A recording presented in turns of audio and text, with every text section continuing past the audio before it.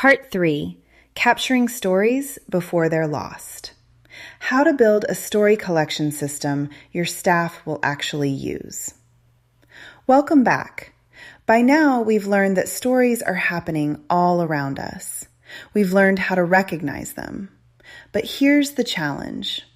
Recognizing a story doesn't help your organization if nobody captures it. Think about how many incredible moments have already been lost. A volunteer says something unforgettable. A child smiles for the first time. A family receives keys to a new home. A client says something that gives everyone goosebumps. Everyone experiences the moment, then everyone goes home.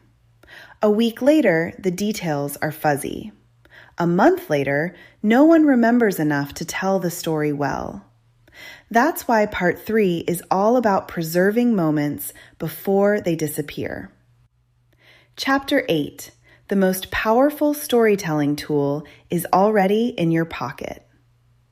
Whenever I teach storytelling, people assume I'm going to recommend expensive cameras, professional microphones, fancy editing software. Actually, the best storytelling tool your organization owns is probably already in your pocket. It's your smartphone. But here's the important mindset shift. Your phone is not a production studio. It's a notebook. Sometimes you write with words, sometimes with photographs, sometimes with video, sometimes with a 30-second voice memo while you're driving home. Your goal isn't to create perfect content. Your goal is to preserve a moment. One of the biggest mistakes organizations make is waiting until everything looks perfect. Perfect lighting, perfect words, perfect camera angle. By the time everything is perfect, the story is gone. Instead, ask yourself one question. Will I wish I had captured this later? If the answer is yes, capture it. The communications team can crop the photo, improve the lighting, edit the audio, write the story. What they cannot do is recreate a moment that disappeared. The most important rule. There's another lesson I believe is just as important. Not every moment should be recorded.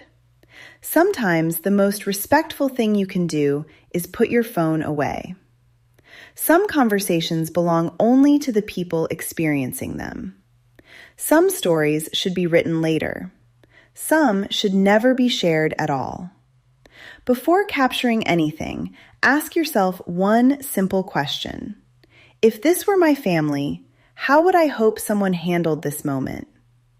That question protects dignity. And dignity should always come before content.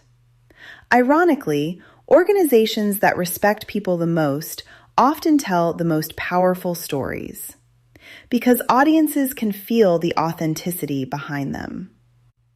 Chapter 9, Build a Story Pipeline.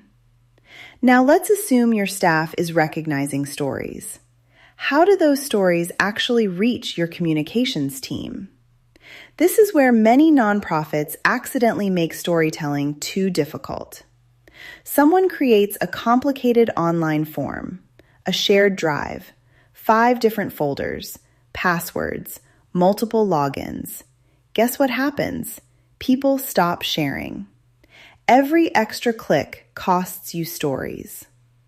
In the book, I recommend giving staff multiple simple ways to contribute.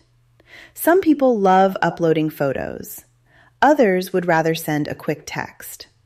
Some prefer filling out a short form. Others need someone to simply ask, "What happened this week?" One of my favorite ideas is something called Story Harvest Sessions. Once a month, invite employees to bring their lunch. Sit together for an hour. Don't ask, "Does anyone have a story?" Instead, ask questions like, who surprised you this month? What conversation are you still thinking about? What made you proud? What moment reminded you why you do this work? Those questions unlock stories. One story harvest session can generate enough content for newsletters, social media, grant applications, board meetings, annual reports, and donor appeals. Not because people suddenly became storytellers, because someone helped them remember. The lesson is simple. Design your storytelling system around people, not around technology. The easier it is to share, the more stories you'll collect. Chapter 10: Authenticity Beats Perfection. Now let's talk about something that keeps people from sharing stories: fear. People worry. I don't like how I sound. My hair wasn't done. I stumbled over my words. The video isn't professional. Here's the truth. People trust honesty far more than polish. Think about the last time your best friend called you and said, "You won't believe what happened today." They weren't reading from a script. They weren't standing in front of studio lights. They were simply telling you the truth. That's exactly how nonprofit storytelling should feel. Not rehearsed, not manufactured, not like an advertisement. Just one human being sharing something meaningful they witnessed. One of my favorite lines from this section of the book is this: capture first, refine later. Your communications team can edit. They can shorten, add captions, protect identities, improve sound. What they cannot edit back into existence is genuine emotion. The surprise in someone's voice, the smile they didn't plan, the tears they didn't expect. Those moments are priceless. Don't lose them chasing perfection. Bringing it all together. So if you remember only 3 things from part 3, remember these. First, your smartphone is a notebook. Its job is preserving moments, not producing movies. Second, make story sharing incredibly easy. If it takes more than a minute or 2, it's probably too complicated. And third, choose authenticity over perfection. People connect with real people, not polished performances. Because at the end of the day, your organization isn't trying to become a media company. You're trying to preserve evidence that hope exists. Every photo, every voice memo, every handwritten note, every meaningful conversation. Those become the stories that inspire volunteers, strengthen boards, encourage staff, win grants, retain donors, and ultimately change more lives.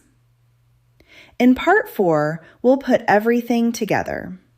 We'll talk about how to turn all of those collected moments into powerful, donor-centered stories. Build a storytelling culture that lasts for years. Measure your progress and make storytelling one of the defining strengths of your organization. I'll see you in the final session.